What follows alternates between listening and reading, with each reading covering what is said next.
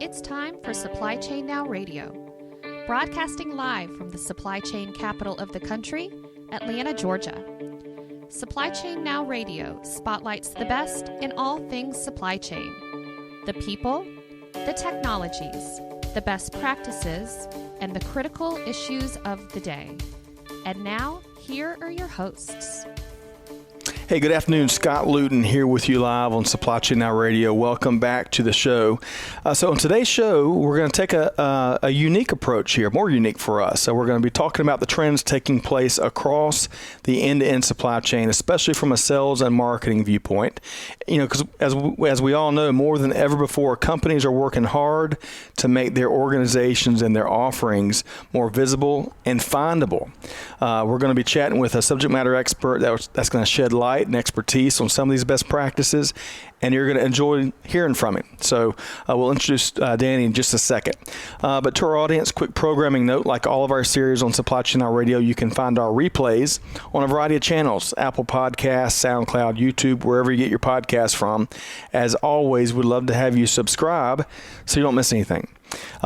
Quick note, we thank our sponsors for allowing us to bring these best practices and innovative ideas to you. Our audience, the Effective Syndicate, Vector Global Logistics, ProPurchaser.com, Spend Management Experts, and many more. You can check out our sponsors on the show notes of this episode. Okay, so let's welcome in our special guest today. I know you're going to enjoy this as much as I have. We've enjoyed the pre-show conversation. Danny Gonzales, founder of Optimum Productions and host of Industrial Sage. Danny, how you doing? I'm doing great. Thanks for having me here. We're happy to have you. And we've talked about this for quite some time. We keep running into each other at outstanding events like the Georgia Manufacturing Summit. And if any of your listeners were at the summit, you saw an incredible video, just like last year. This past October, you saw a great video that kind of gets you jazzed up about the manufacturing industry, and that is one of your productions, right, Danny? Absolutely, yeah. Well, and I'm sure you've heard a lot about this year.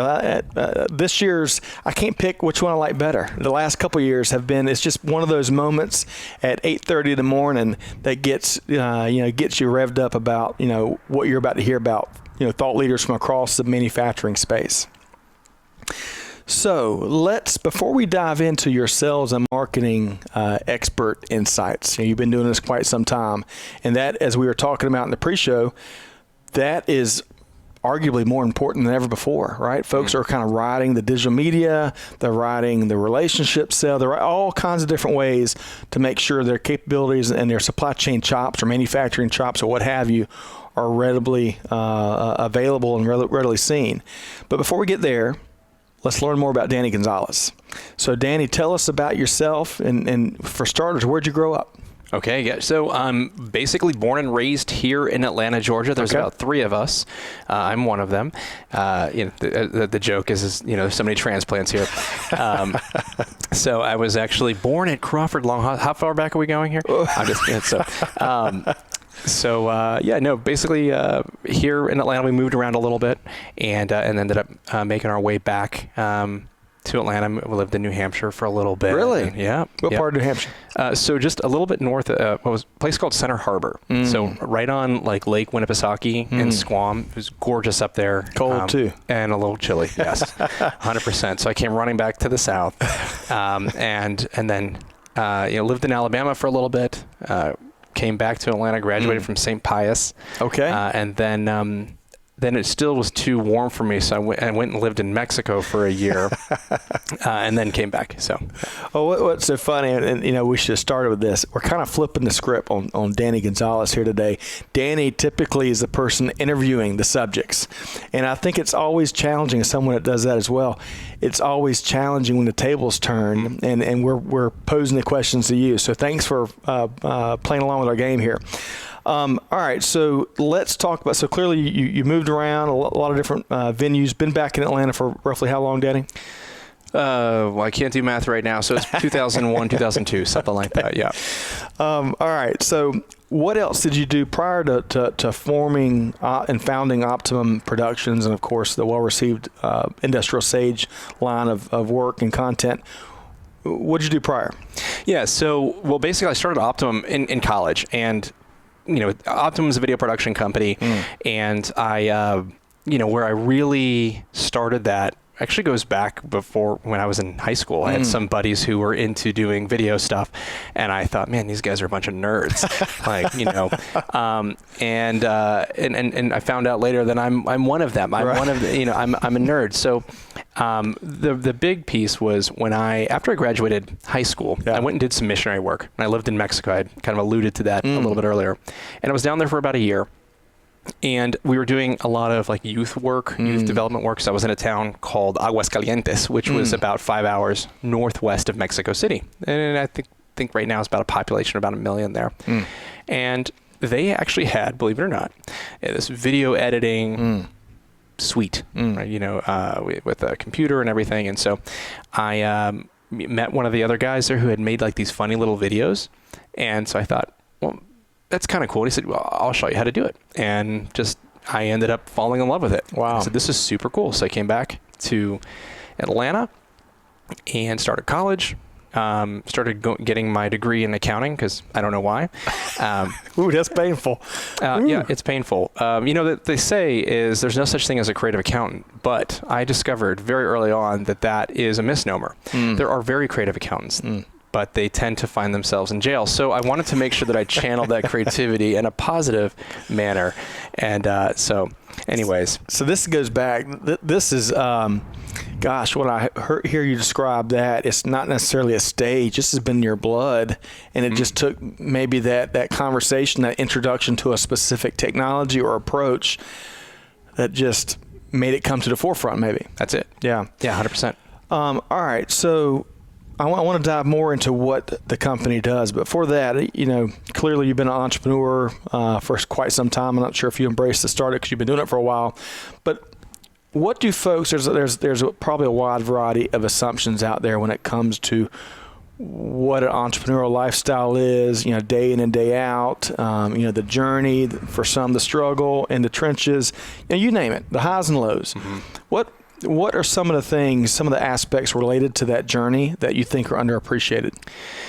Well, to get a real honest answer, you should ask my wife. She'll tell you she'll tell you the real deal.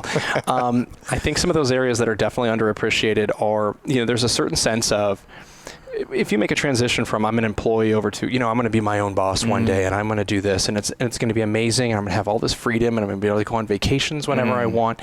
And that's just a farce. It's not true. I mean, yes, you can obviously get there, but it takes a lot of hard work. And I think especially in today's, on-demand world, which supply chain might know a little bit about that, is that you tend to want it now. You want it quickly. And that, without putting in hard work and pain and sweat and tears. And it takes all that. And I think another misnomer is that you think, oh, I'm going to have no bosses. And, actually you increase your amount of bosses exponentially. They're called customers. Right. So, at the summit this year, we both heard from the P&G executive, the gentleman that just retired, and the name will come to me, but he talked about the inverted pyramid, right? And to our audience, when this gentleman became plant manager of a large P&G plant down in South Georgia, a lot of folks said, well, you're going to be the king. Congratulations, high fives.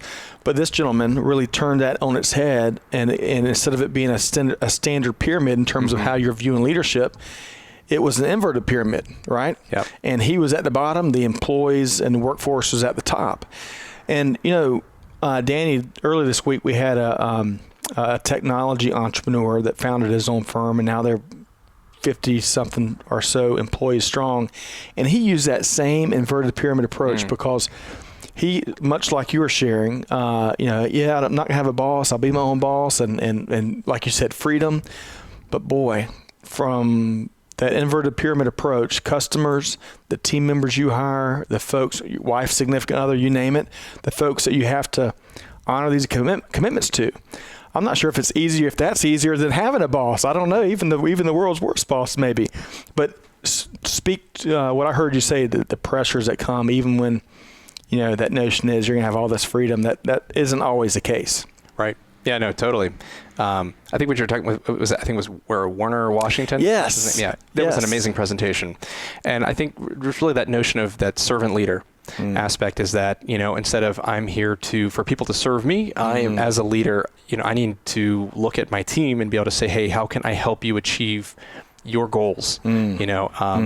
So I'm still learning that one. Yes, but as we all are. But yeah, Warner Washington, great pool, great speaker. I want to say he's getting, now that he's retired from P&G, I think he is getting into the consulting space. I think he moved to Florida so he could play more golf. Yeah, golf was a big thing. I think he said like 3 to 6 months he was going to focus on that. And get his handicap down. Yeah. But well deserved after 30 some odd years with P&G. Okay, so now let's shift gears. And so thanks for giving us your take on that answer. There's so many different aspects to the entrepreneurial journey that unless you're in it and in the trenches, it's tough to kind of have a full appreciation for. So, all right, so Optimum Productions, been in your blood and as part of that industrial sage, it's been in your blood for a long time. And we heard about that switch that was flipped where it came front and center not too long ago. Tell us more about what the company does. Yeah, so Optimum, I'll answer it sort of two pieces. Optimum really basically helps companies to be able to grow by using video. Video is definitely very hot. It's very important, and it's an amazing tool for sales, for lead nurturing. And so we help primarily B2B companies with that. Industrial Sage was an initiative that we started about 2 years ago, which essentially is a media company focused on sharing best practices around sales and marketing for the manufacturing industrial space.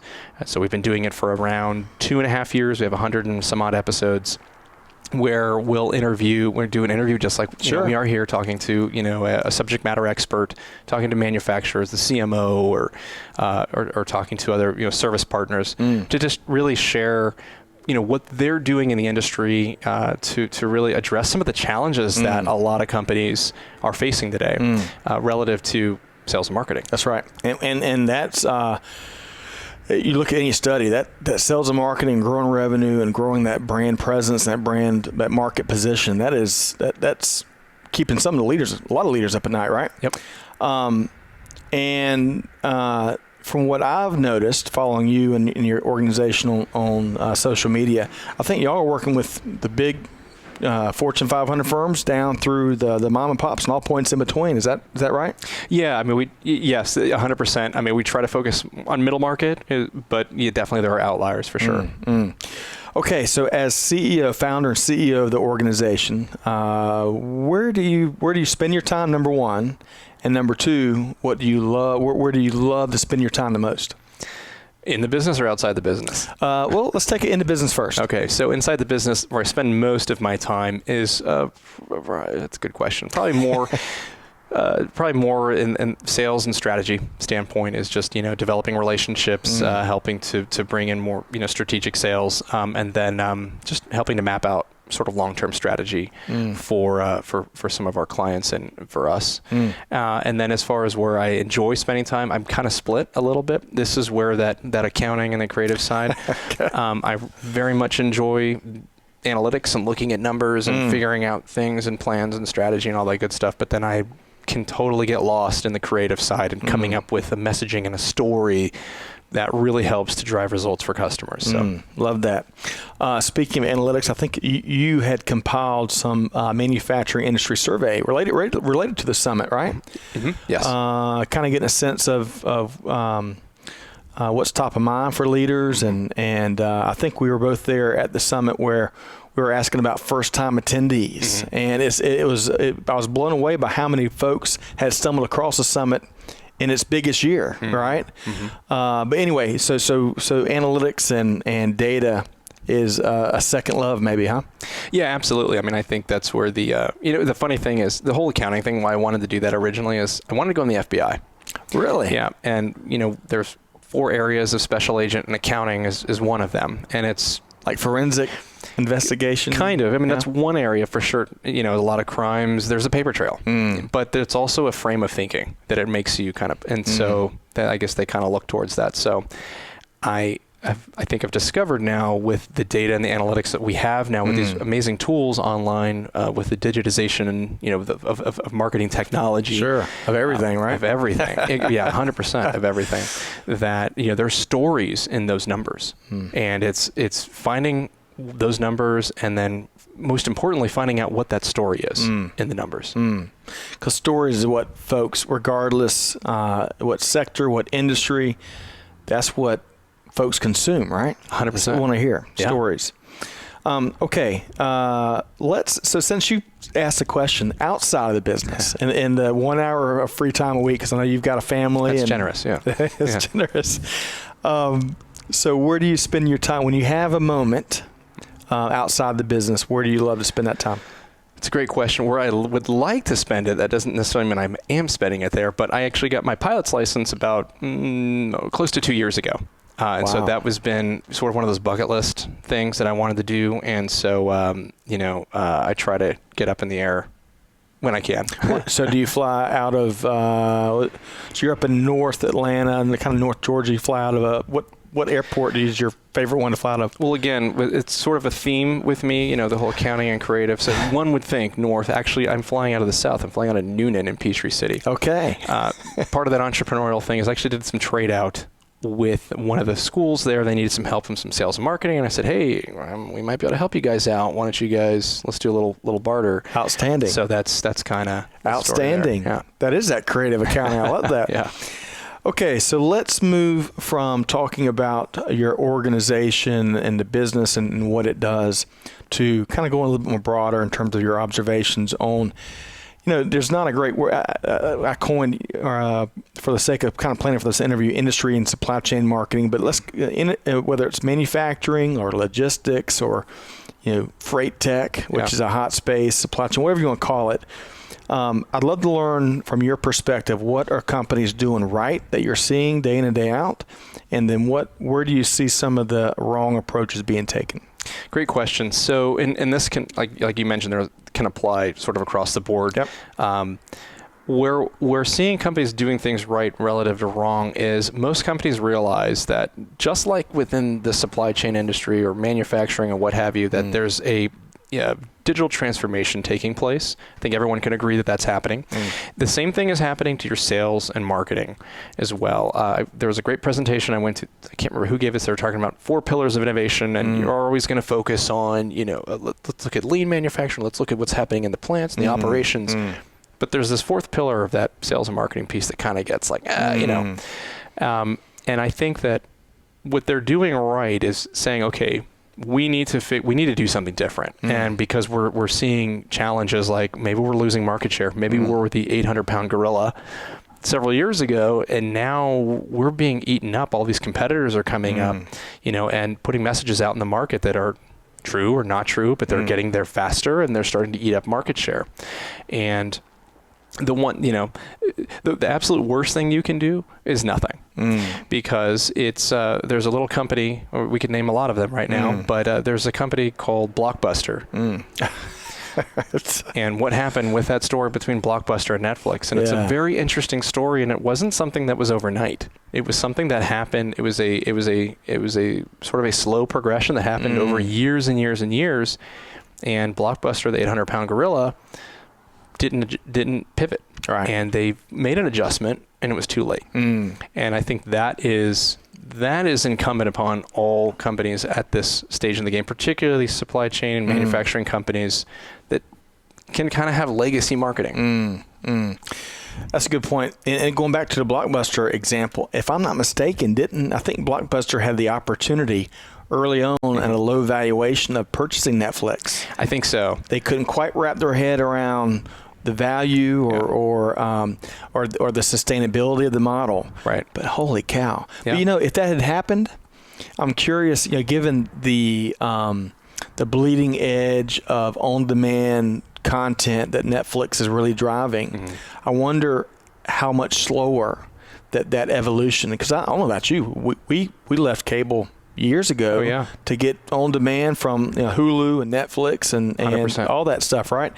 And without Netflix's early, and I don't know who else was the early adopters and the trailblazers, but I wonder how much slower that would have progressed had Blockbuster bought it and kept that initial model where they were. Oh, and try to kill it, basically. They kept mailing out, the discs. Yeah, it was interesting. I mean, well, because they did make that pivot, and they had their model and actually subscribed to it. And I thought it was a great model, but when you were still getting the disc a couple times or whatever, I guess you'd order a couple, get it, and then send it back so you could.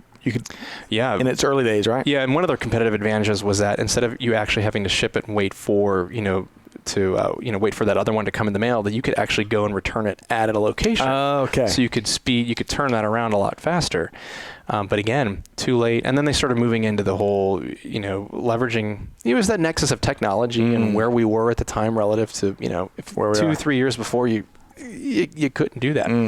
But they took 100% advantage of it. I was late to the game. With the Netflix and the other on demand. But gosh, where we are now. And just the convenience and the choices. Yeah. The choices are probably what stands out. Yep. One of the things that stands out the most for me now. Yep. Okay, so let's keep talking. You mentioned a couple of things. Legacy marketing, I think, is before we took the Netflix departure. Yeah. Explain more in your mind where you're seeing and your experiences where you're seeing organizations kind of cling to that. Yeah. So it's a little bit of a complicated answer, but let's look at the shifting. Number one, I think shifting dynamics or demographics. Right now we have these big bag millennials that are coming in, and there was a study done by Google back in 2015 that talked about how the B2B buyer was nearly 50% millennial and or influencer. We can, you can do math and that number is going to increase. Okay. That's right. All right. Well, that's interesting. Let's look at the baby boomer generation. Well, they're technically half the size of millennials that are coming in. So you got a lot of jobs as they're now retiring, a lot of jobs that need to be filled, and they're being fast tracked. Yep. Because which is Gen X, which is kind of in between there, is half the size of the boomers. All right. There, yeah. So you've got, a lot of boomers who are retiring, and then you have a smaller demographic that is taking those jobs, but there's not enough to fill those. So then you have all these millennials that are coming in. Yep. So that's one thing, right? Number two is how do millennials, and even just us in general, how do we consume content? How do we buy? The whole reason why the supply chain industry right now is just growing by leaps and bounds. You could pin it on one company. You could pin it on, you could talk about the Amazon effect. You could talk about the fact that this upcoming holiday season, how many of your viewers or listeners are going to step foot in a retail location to buy a present? How many of them are going to buy through Amazon or some other way? And percentage-wise, how much, even if they do step into a retail location, how much, percentage-wise, I can tell you right now, it's going to be largely online.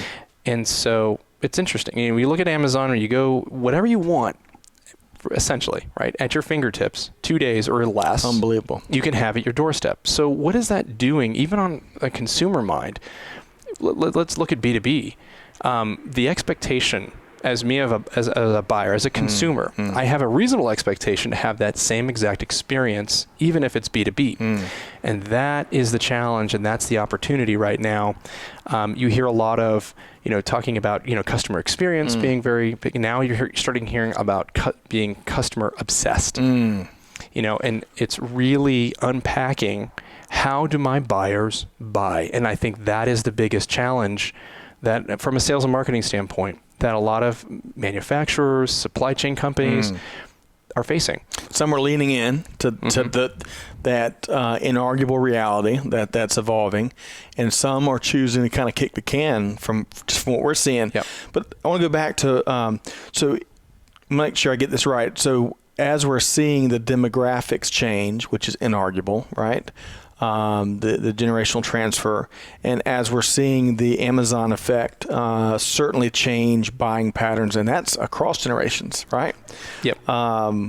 We both probably have family members that are buying differently, older and younger, than they did 2 years ago maybe.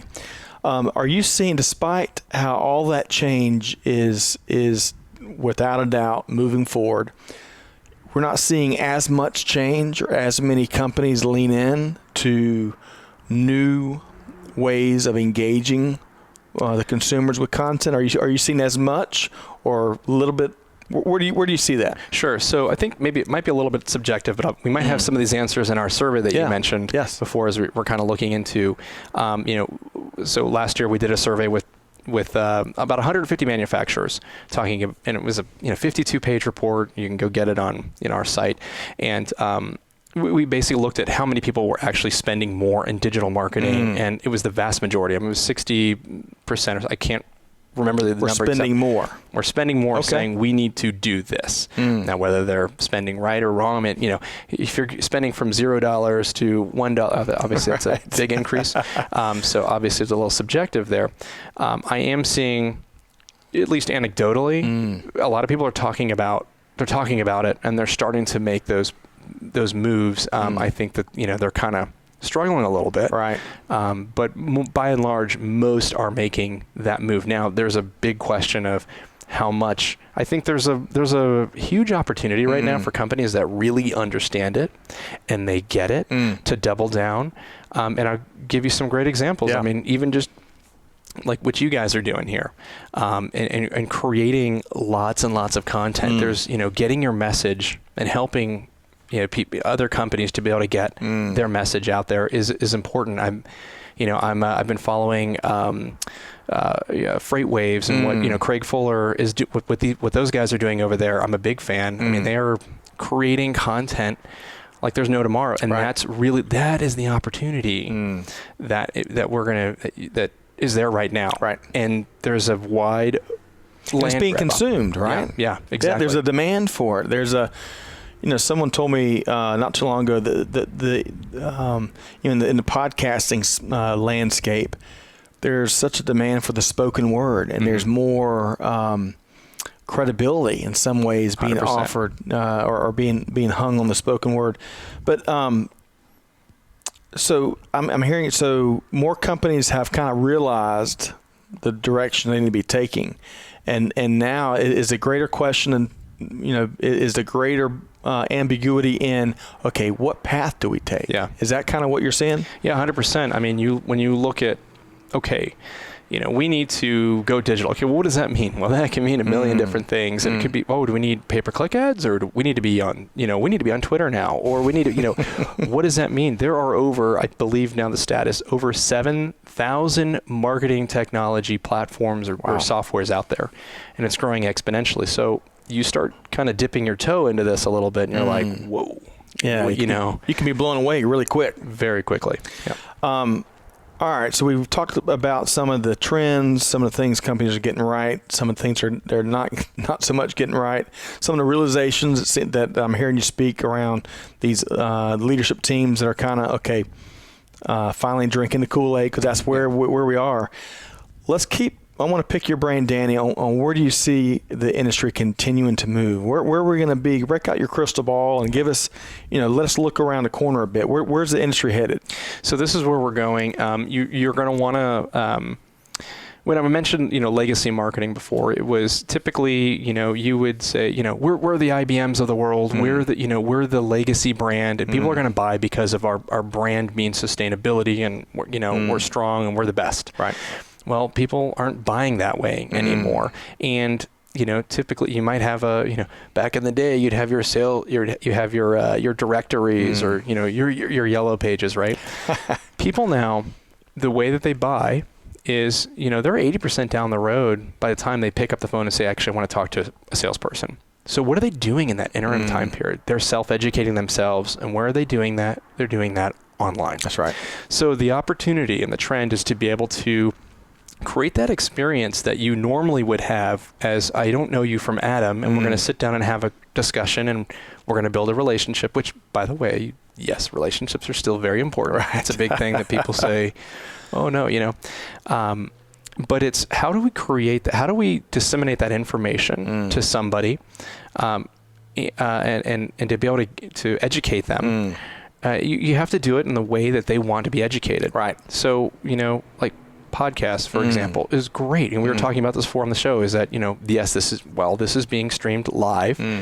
Probably not that many people are listening live. Right. But we live in Atlanta, and we're known for our amazing traffic that we have here, and people have the average commute is 45 minutes. Right. What are they doing? They're consuming content. That's right. On demand, or maybe they're at the airport, so it's getting your message, taking your message, the same message that you had there before, but maybe chunking it up and getting it into different mediums. That's the opportunity. That's where companies need to position themselves to really win. Right. So let's talk. Y'all been working on a slew of campaigns. Every time we reconnect, I get a different story of a campaign you're wrapping up, and it's fascinating because there is a story for each one of those. Totally. So, based on what you can share, what are some of the campaigns you've really enjoyed working on this year? Anything? What can you share? Well, we've got a lot. I don't know how much I can share this year. Well, there's one in particular, or recent years, whatever you can share that.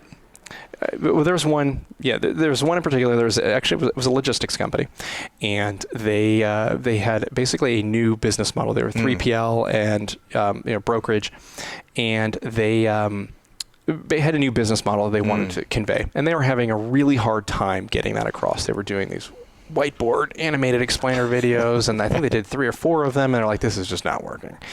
And so we kind of helped them to listen, figure out what they were doing, get a good understanding of who the audience was and how they were going to present that material. And we said, okay, let's do something like way out of left field. Are you guys game to do something like way out there?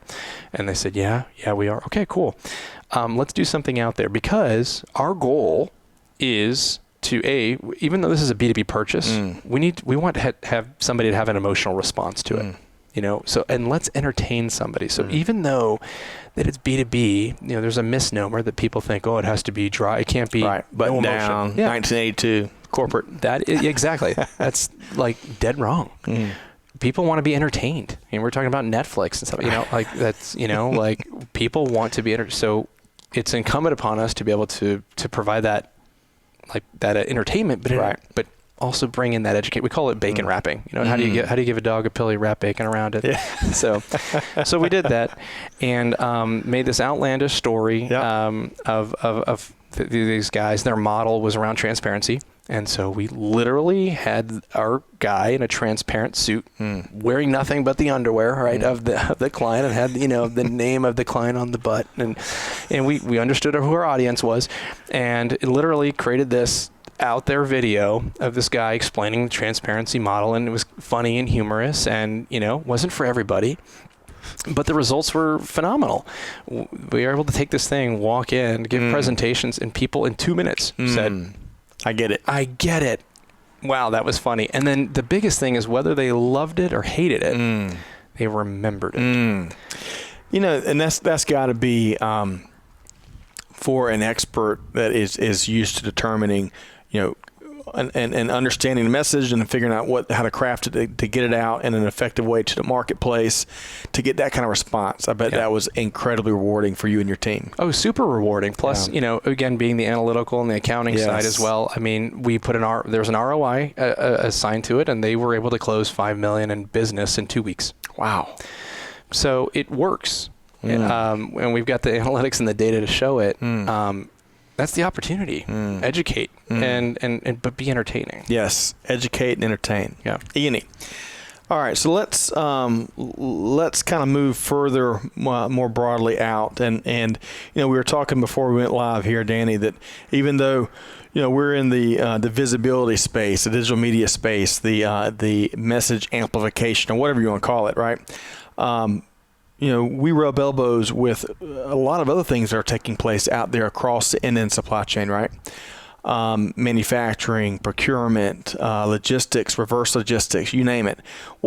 As you look at the industry more broadly, what are a couple of trends or developments or general directions that stand out more to you? Like outside of sales and marketing? Or? Yeah, more broadly, yeah. Gosh, well, there's a lot. I mean, I think the whole...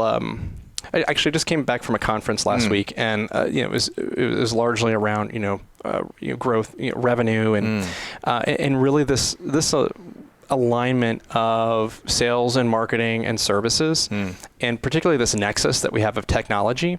I mean, obviously that's a huge thing. I mean, you go to ProMat or a Modex, which I know you guys will be at Modex, and we were at both of these, and just to see the innovation that's happening in the industry, particularly as we have that technology nexus, is amazing. Yes, and it is awesome. I think the goal is that customers at the end of the day want their things better, faster, cheaper. They want them shipped or fulfilled or manufactured, or put whatever verb you want in there. And if you can't do it, why not? It blows their mind. Exactly. So I want to get your take on something else, because as you were describing the evolution of digital marketing in general, right? A lot of what I heard, you could swap out marketing and put in talent. Totally. Right? Yeah. Because as we have sat down with leaders across the space, and a lot of them are looking for talent, and right talent, and top talent, you don't get any of those things the same old tired ways for a lot of the same reasons you were describing, right? Yeah. But yet there's still companies that cling to that traditional 1982 approach of finding and hiring and onboarding talent. Are you seeing the same things? What any observations on the talent market? Yeah, 100%. I mean, that obviously is no surprise to everybody. That is definitely, it's a huge challenge for a lot of people. It's really attracting a younger workforce, because typically there's an idea that, it's dirty, it's old, it's stodgy, it's whatever, and companies. I should tell you with a story. We actually had a little bit of a different space, but a structural engineering company come in, and their website looked, it was like from 2000 or before, and it did not represent them. You have mail. Yeah, exactly. Even that would have been a little advanced, but. And these guys have done some amazing work. It's incredible. They've had their hands on everything. And they just, it's kind of like driving around to when you're in college, right? You're driving around, you want to go to a party where it's happening, and then you look out the window and you see like two people, and you're like, I don't know about that party. And then you keep going, and then there's the house, and they've got all kinds of things going on. I'll leave it to your imagination what those things are. House, right? But you got things going on. You're like, I want to go there. That is cool. That's that's the opportunity. You have to make sure, you have to show that. No, I'm saying lie, right? But there's create that buzz. There's amazing things that are going on. Kimberly Clark actually had a really great story, a presentation that their VP of HR talked about, this exact challenge that they had trying to recruit people to their headquarters, which was somewhere up. It was in the Midwest, I think in Wisconsin, and it wasn't a up and coming place. It wasn't a big market, a big city with all kinds of things, and if I remember correctly, they did it by doing a lot of video content and making it exciting and showing, how come work with us and you'll be part of something bigger. Yes. You're going to help to solve challenges and really just, I think, put purpose, show that people can have a stake, can really make change, and that there's real innovation going on. Yeah. Doing it differently than what some of these companies have been doing it, and not that they haven't had success doing it the same old way for years, but it seems like we're moving into an era where maybe not all the ground rules are changing, and not all of them are necessarily being tested and reinvented, but boy, a lot of them are, right? Yep, 100%. Especially to the points you're making around marketing, and certainly this latter aspect of the conversation around talent. Okay. So I know you've got a big 2020 planned. You've had a big 2019. I've had the good fortune of sitting down and comparing notes and of course seeing a lot of your work. Again, I'm not sure where. I think that manufacturing video can still be found. Both of them from the last couple summits can be found on the Georgia Manufacturing Alliance YouTube page at a minimum. Yes. If not on their website, probably as well. Yep. I would invite our listeners to check it out, because if you love the manufacturing community like we both do, you just mentioned a second ago about how so many people have an old, preconceived, and now inaccurate notions around what takes place across the end-to-end supply chain, or in the manufacturing sector, or in the transportation sector. All that's not necessarily the case anymore. And I think the work that I've seen y'all produce captures that in a way that more people need to see. So check that out at the Georgia Manufacturing Alliance YouTube page. We'll try to link it in the show notes. I'll see if we can do that. That'd be awesome. All right. So how can folks, Danny, you just mentioned events. I know you are at a slew of events. How can folks learn more about Optimum Productions and Industrial Sage? So, we have a website, so that's good. I'd start there. So optimumproductions.com, industrialsage.com is another one. And Industrial Sage, we have just a tremendous amount of resources. Like I mentioned, we have we talked to 150 manufacturers with the last year's Insights report. We have this year's coming up. All kinds of content, digital marketing planners, educational content on, what to look for in 2020, interviews with thought leaders in different manufacturing companies. So I would point you there, and obviously social media. We're on, LinkedIn is probably the most active.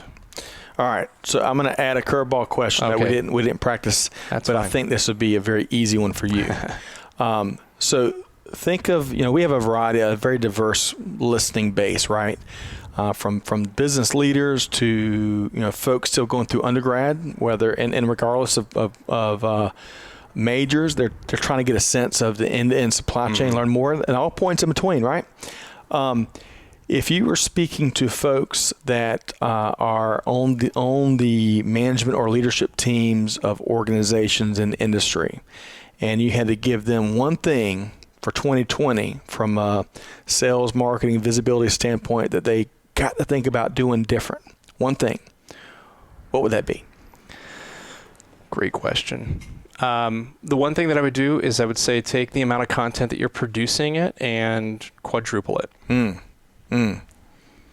That's easy enough, because content and the stories within it are engaging people unlike ever before, right? Yep.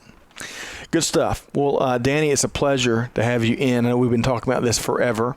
I love what you're doing. I love kind of the how approachable and how you're making some complex, for lack of a better phrase, message building and all the things that go into that.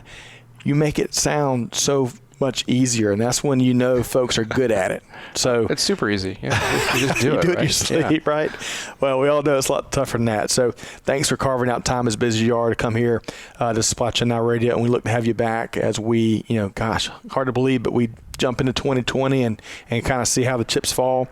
But look forward to having you back on the show. Oh, thanks for having me. Danny Gonzales, founder of Optimum Productions and host of Industrial Sage, and you can check out more, the data surveys, the content, all the wealth of services and his expertise at their website, which is for Optimum Productions. OptimumProductions.com. Perfect. It's easy. I love that. We try to keep it easy. All right. So to our listeners, hope you've enjoyed this conversation as much as I have. We want to invite you, if you've heard anything here on any of our other podcasts that you can't quite find via Google or all the usual suspects, hit up our CMO at Amanda@supplychainnowradio.com, and we'll try to serve as a resource for you to make that connection. But as Danny mentioned, there are a slew of events coming up that we're going to be at.